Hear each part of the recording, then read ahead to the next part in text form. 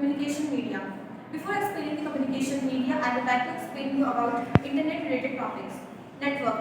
So network is basically हर एक computer को दूसरे कंप्यूटर से कनेक्ट करने के लिए हमें कोई एक नेटवर्क की जरूरत पड़ती है और network is a set of computer sharing resources located और प्रोवाइडेड बाय नेटवर्किंग नोड्स. अगर हम नेटवर्क के इसमें बेसिकली हमें नेटवर्क की पहली बात है कि क्यों ज़रूरत पड़ती है, क्योंकि किसी भी अगर डिवाइस को हमें कंप्यूटर या फिर प्रिंटर को कनेक्ट करना है और हमारे पास n नंबर ऑफ कंप्यूटर्स हैं तो हम हर कंप्यूटर के अलग अलग प्रिंटर नहीं यूज़ कर सकते हैं. इसीलिए हम एक कंप्यूटर को और कंप्यूटर से एक प्रिंटर को हर कंप्यूटर से कनेक्ट कर देते हैं. इसीलिए हमें नेटवर्किंग की ज़रूरत पड़ती है. Networking is used to connect computer from one computer to another and net area में ही स्प्रेड होता है.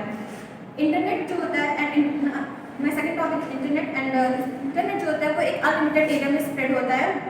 उसका डेटा किसी भी जगह से अनलिमिटेड जगह को भी शेयर करता है, कहीं से भी किसी भी तरीके से शेयर कर सकता है. चाहे कोई डेटा शेयर करना हो, चाहे कोई सर्विस हमें चाहिए तो कहीं से भी ले सकते हैं इंटरनेट यूज़ की वजह से.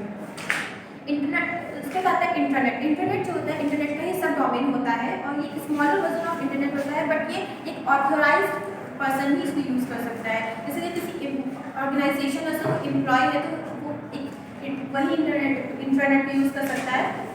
और ये सेफर वर्जन होता है इंटरनेट का. चाहता है एप्रानेट. एप्रानेट जो है वो वर्ल्ड का फर्स्ट नेटवर्क था और जो 1969 में डेवलप किया गया था. इसको यूएस एजेंसी ऑफ डिफेंस ने इसको डेवलप किया था.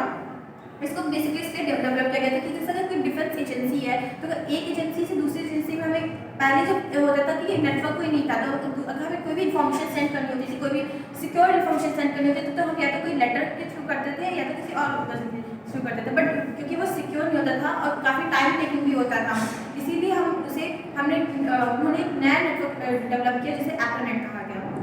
एप्रानेट का फुल फॉर्म होता है agency advance research project agency network. उसके बाद आता है एनएसनेट जो कि डेवलप हुआ था मिड 1980s में. एप्रानेट के बाद 1980s में एनएसनेट को करा गया था जो कि नेशनल साइंस फाउंडेशन ने डेवलप किया था और इसका फुल फॉर्म होता है नेशनल साइंस फाउंडेशन नेटवर्क. इन्हीं दोनों नेटवर्क के बाद उससे डिराइव होकर इंटरनेट बना. ये आपके मेन टॉपिक हमारा जो है कम्युनिकेशन मीडिया. कम्युनिकेशन मीडिया को हम लोग ट्रांसमिशन मीडिया भी कहते हैं, जिसे डेटा ट्रेवलर्स भी कहते हैं. ट्रांसमिशन मीडिया होता है एक तरीके से एक मीडिएटर होता है जो हमें कनेक्शन स्टेब्लिश कराने में हेल्प करता है. किसी भी दो डिवाइसेस के बीच या किसी दो से ज़्यादा डिवाइसेस के बीच हमें कनेक्शन स्टेब्लिश करने में जो हेल्प करता है वो कम्युनिकेशन मीडिया होता है.